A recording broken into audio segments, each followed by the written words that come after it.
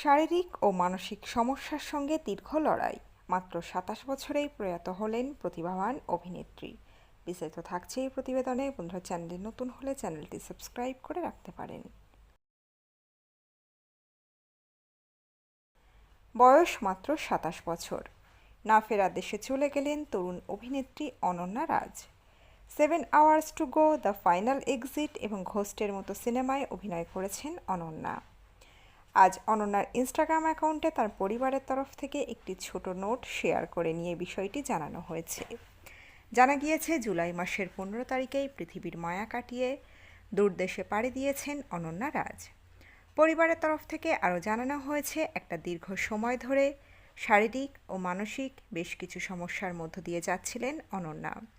গোটা বিষয়টার সঙ্গেই লড়াই করছিলেন তিনি। চেষ্টা করেছিলেন সমস্ত সমস্যা কাটিয়ে ওঠার।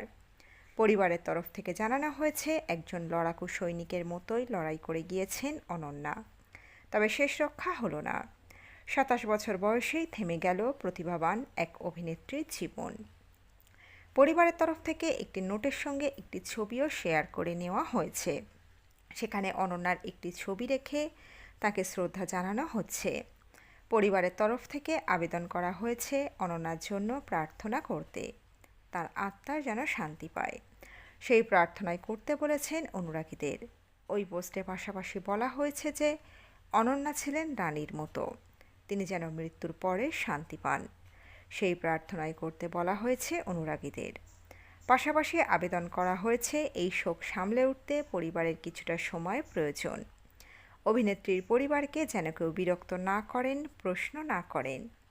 এই পোস্টের কমেন্ট বক্সও অফ রাখা হয়েছে। হিন্দি এবং আঞ্চলিক ছবিতে কাজ করেছেন অনন্যা রাজ। মুম্বাইতে সিনেমার পাশাপাশি একাধিক মিউজিক ভিডিওতেও কাজ করেছেন অনন্যা রাজ। ২০১৬ সালে প্রথম বলিউডে পা রাখেন তিনি। একাধিক তেলুগু ছবিতেও কাজ করেছিলেন অনন্যা রাজ। হয়তো আরও অনেক দুর্দান্ত অভিনয় ইন্ডাস্ট্রির প্রাপ্য ছিল তার থেকে, তবে তা আর হলো না। তো বন্ধুরা, এই প্রতিবেদনে ছিল এতটুকুই। দ্রুত ফিরে আসবো এরকমই নতুন কোনো প্রতিবেদন নিয়ে। অজানা গল্প চ্যানেলের সঙ্গে থাকার জন্য সকল দর্শক বন্ধুকে অসংখ্য ধন্যবাদ। দেখতে থাকুন, চোখ রাখুন অজানা গল্প চ্যানেলে।